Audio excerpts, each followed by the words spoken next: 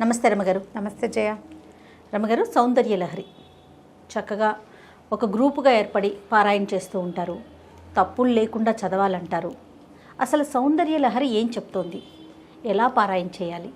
సౌందర్య లహరి అనేది దేనికి సంబంధించింది రమగారు? అమ్మవారికి సంబంధించింది. సౌందర్యలహరి పారాయణ చేసేవాళ్ళు కనిపిస్తున్నారు ఇప్పుడు. అవును, ఇదివరకటి కాలంలో సౌందర్యలహరి రేర్గా ఎక్కడో ఉండేది. ఎక్కువగా మనం లలితా సహస్రనామాలను చదువుకుంటాం.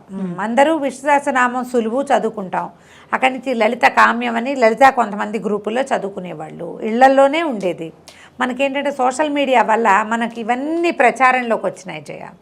లలితా సహస్రనామం చదువుకుంటే ఈ ఫలితం లభిస్తుందని, గ్రూప్గా పారాయణ చేయాలని, అందరం కలిసి చేయాలని, తర్వాత 1,00,000 కుంకుమార్చన చేయటం, లలితా సహస్రంతో 1,00,000 కుంకుమార్చన చేయటం, ఇట్లా మెల్లిగా అంటే ఎలా మనకి హెల్త్ అవేర్నెస్ వచ్చిందో అలాగే ఆధ్యాత్మిక అవేర్నెస్ నిజంగా వచ్చింది అనుకోవాలి. దీని పూర్తి పట్టం మనం ఎవరికి కట్టాలంటే ఆధ్యాత్మికవేత్తలకి, సోషల్ మీడియాకి. సోషల్ మీడియానే దీనికి కారణం. ఒకందుకు మంచిదే అనుకుంటున్నాను రమగారు. మంచి ఆధ్యాత్మిక ధోరణి వైపు మనసు మళ్ళిందంటే ఆలోచన పరంగా మార్పులు వస్తాయి. మంచి విధానం వైపు అడుగులు వేస్తాం కదండి. అందులో మనం కాంప్లికేటెడ్ చేసేసుకుని పిచ్చ కింద తయారవుతూ ఉంటారు. అదొకటి భ్రమ కింద. పాపం అది కొంచెం కష్టం కాదండి. దాన్ని అది తప్పు అని చెప్పడానికి మీ లాంటి వాళ్ళు ఉన్నారు కదా రమగారు. అంత భ్రమపడద్దంట నేను. అవునవును. సరే, ఏదో మొత్తానికి చేస్తున్నాం అనుకో. ఈ లలితా శాస్త్రంతో పాటు దేవి ఖడ్గమాల చదువుకుంటాము.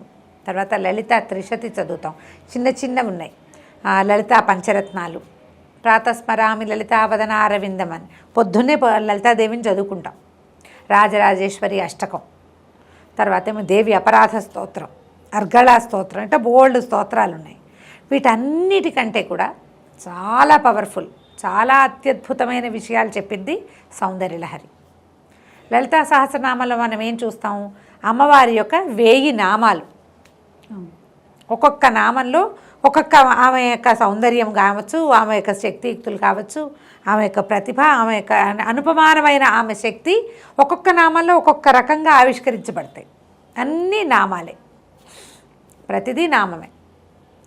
త్రిశతిలో కూడా నామాలే ఉంటాయి. ఖడ్గమాలలో ఆమె అమ్మవారి యొక్క పరివార శక్తులు, ఒక్కొక్క శక్తి యొక్క నామధేయం, ఎలాంటి శక్తులు ఉంటాయి ఆమె చుట్టూతా. దీంతోపాటు మణిద్వీప వర్ణన ఒకటి చదువుకుంటారు చాలామంది. మణిద్వీప వర్ణన తెలుగులో చదువుకునే వాళ్ళే ఎక్కువగా కనుక ఒక పాటలాగా మణిద్వీప వర్ణన పాట పాడుతూ ఉంటారు. సంస్కృతం కనుక చదవగలిగితే చాలా బాగుంటుంది. అది కూడా కొన్నాళ్ళకు వస్తుంది బహుశా. ఈ సౌందర్యలహరికి ఏంటంటే, సౌందర్యలహరిని ఆదిశంకరులు రచించారని ప్రతీతి. దీనికి రకరకాల వ్యాఖ్యానాలు దొరుకుతాయి.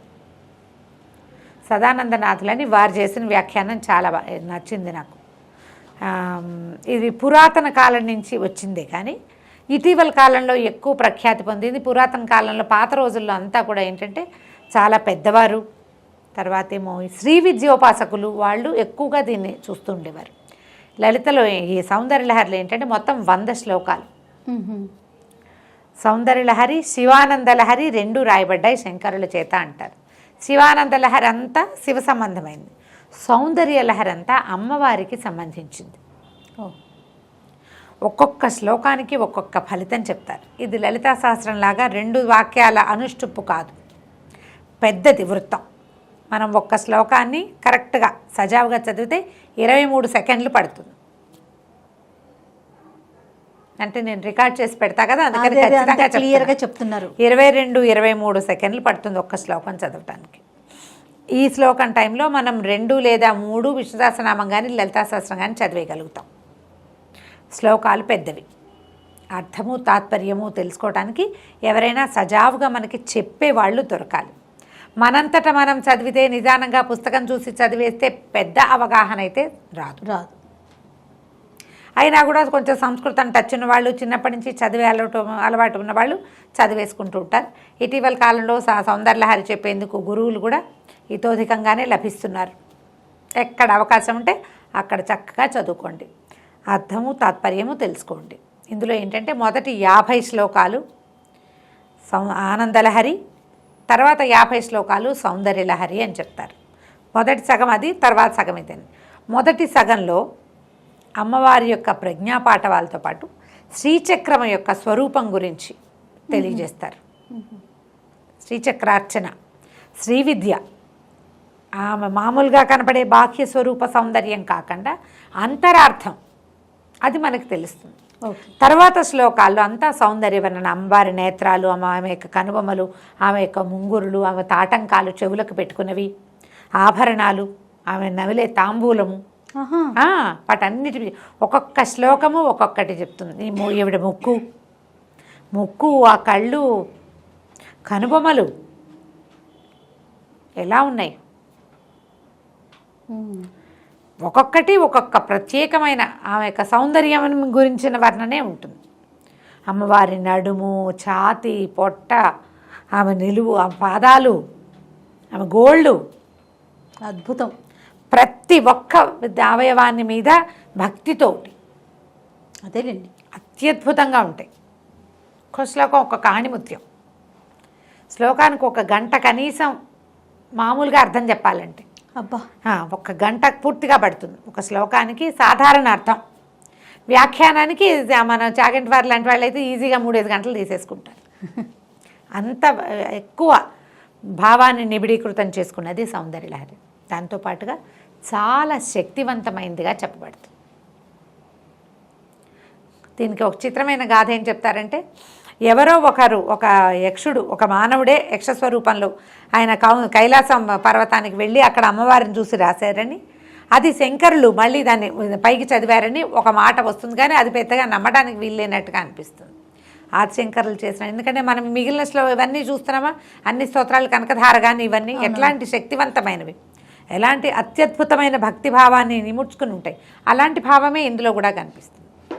ప్రతి శ్లోకము కూడా ప్రతిదానికి ఒక్కొక్కదానికి ఒక్కొక్క ఫలితం ఉంది. నిన్ను ఆరాధిస్తే ఎవరికి ఏం లభిస్తుంది, ఎవడేది ఆరాధిస్తే, ఎవడెలా ఆరాధిస్తే అలాంటి ఫలితం లభిస్తుంది. ఏ కోరికతోటి ఆరాధిస్తే అది పొందుతాడు. ముముక్షువు మోక్షాన్ని పొందుతాడు. ఎవరికి మోక్షం కావాలో వారికి మోక్షం లభిస్తుంది. ప్రయోజనం కావాలనుకుంటారు కొంతమంది, ఆ ప్రయోజనం కూడా లభిస్తుంది. అది సౌందర్యలహరి తెలియజేస్తుంది. ఎవరి దగ్గరైనా పాఠం చెప్పుకుని చదువుకోండి. ఓకే. ఒక్కొక్కరిది ఒక్కొక్క స్తోత్రం. కొంతమంది సంగీతంలాగా స్వరాలు కూర్చి పాడుకున్న వాళ్ళు కొంతమంది స్వరాలు కూర్చుకుని పాడుకోవచ్చు. లేదా స్వరం కాదు, శ్లోకం పద్ధతిగా, శ్లోకంలో ఒక పదాన్ని ముందు, ఒక వాక్యాన్ని ముందుకి, ఒక వాక్యాన్ని వెనక్కి సాగదీసి చెప్పేవాళ్ళు కొంతమంది. ఎవరి పద్ధతి వాళ్ళదే. ఏ సమయంలో పారాయణ చేయాలి రమ్మగారు? సౌందర్యలహరి పారాయణ ఉదయం సాయంకాలాలు, ఉదయాస్తమాలలో బాగుంటుంది.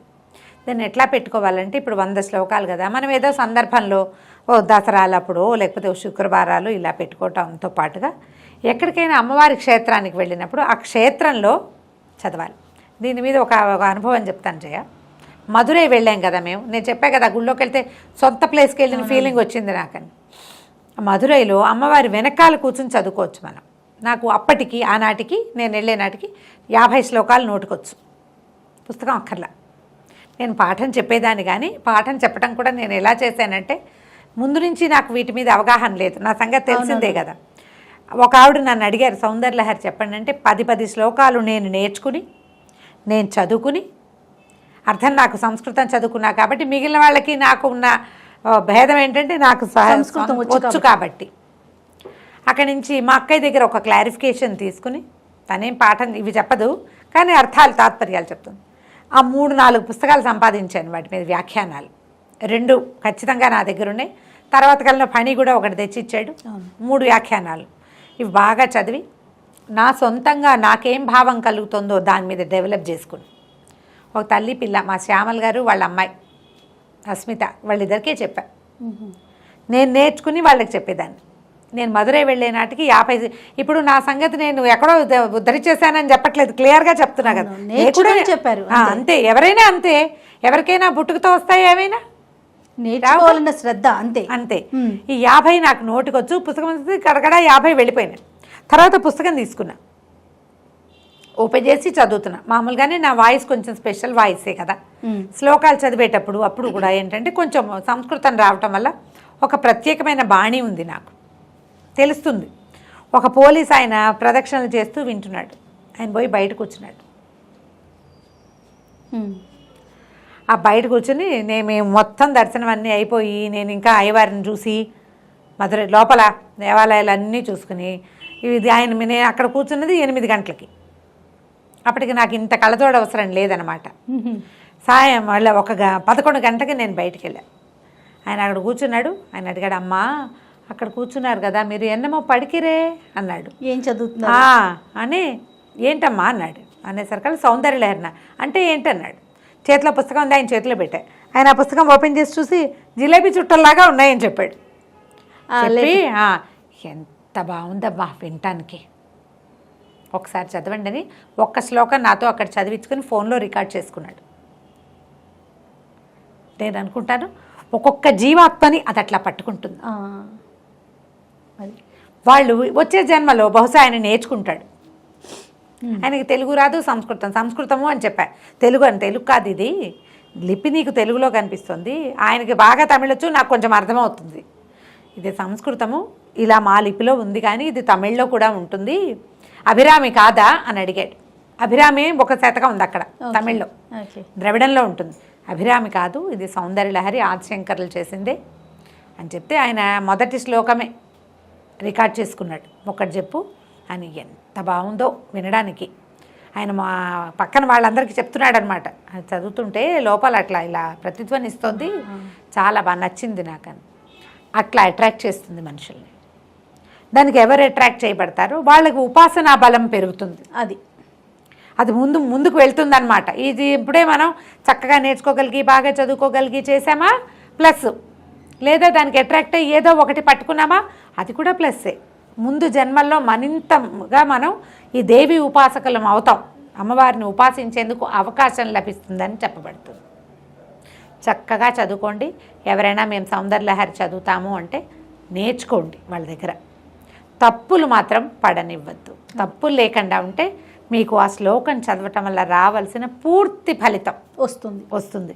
మనకేంటంటే దేవుణ్ణి ఎలా పిలిచినా పలుకుతాడు. అమ్మవారిని అమ్మ అనే బదులు మా అన్న అన్నా పలుకుతుంది అమ్మ. కానీ సజావుగా పిలిస్తే సజావైన సమాధానం వస్తుంది. కరెక్షను అనేది అవసరం. అలా అమ్మానే అనొచ్చుగా, మనం ఇదెందుకు చదవాలి? అంతే కదా వచ్చిందే చదువు. మనం ఇది ఎందుకు చదువుతున్నాము? దీనివల్ల లభించేటువంటి ఎనర్జీ పూర్తిగా రావాలి. మన చుట్టూతా వాతావరణం అంతా బాగుపడుతుంది. ఇవాళ నేను ఇక్కడ కూర్చోడానికి బేసిక్ మొట్టమొదట నేను వేసిన స్టెప్ సౌందర్యలహరే. ఆమె నన్ను ఇక్కడికి తీసుకొచ్చింది. అందులో నా ప్రయత్నం 10% ఉంటే ఆమె నడిపించిన నడకే మిగిలిన 90%.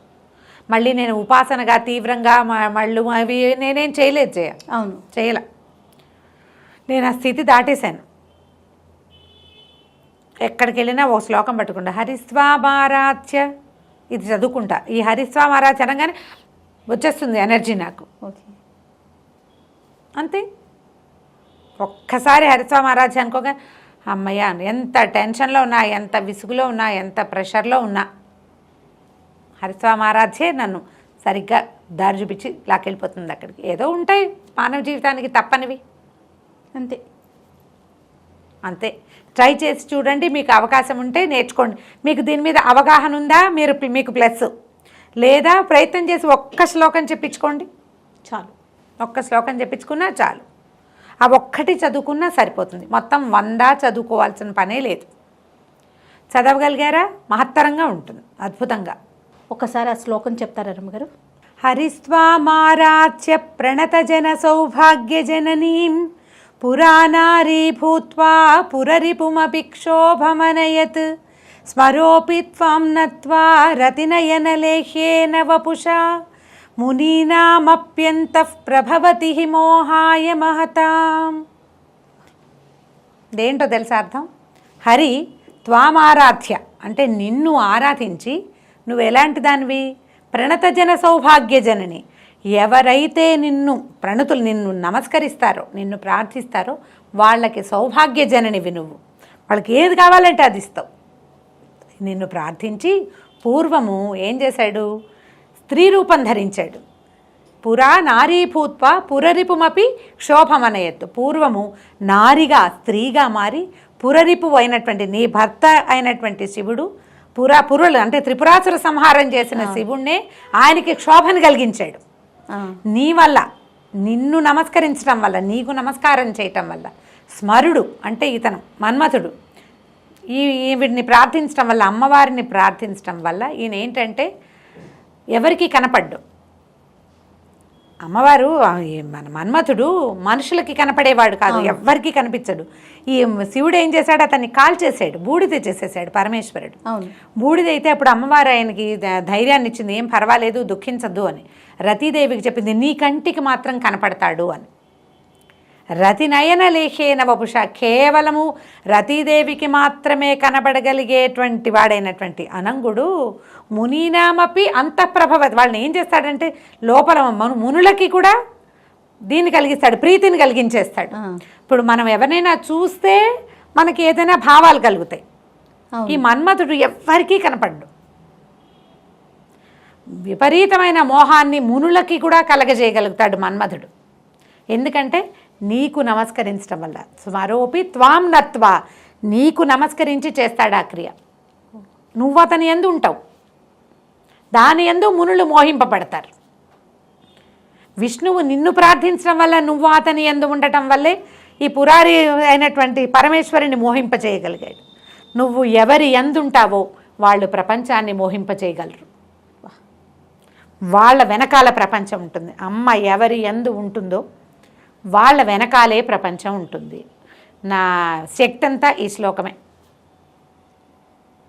ధైర్యం కావాలన్నా, ఆరోగ్యం కావాలన్నా, ఏం చేయాలో తోచకపోయినా, ఆరోగ్యం బాగుండకపోయినా అంతే మనన చేసుకుంటూ ఉంటారు, తిప్పుతూ ఉంటాను దాన్ని. అది నా వెనకాల ఉంటుంది. ఆ ఉంది నా వెనకాల.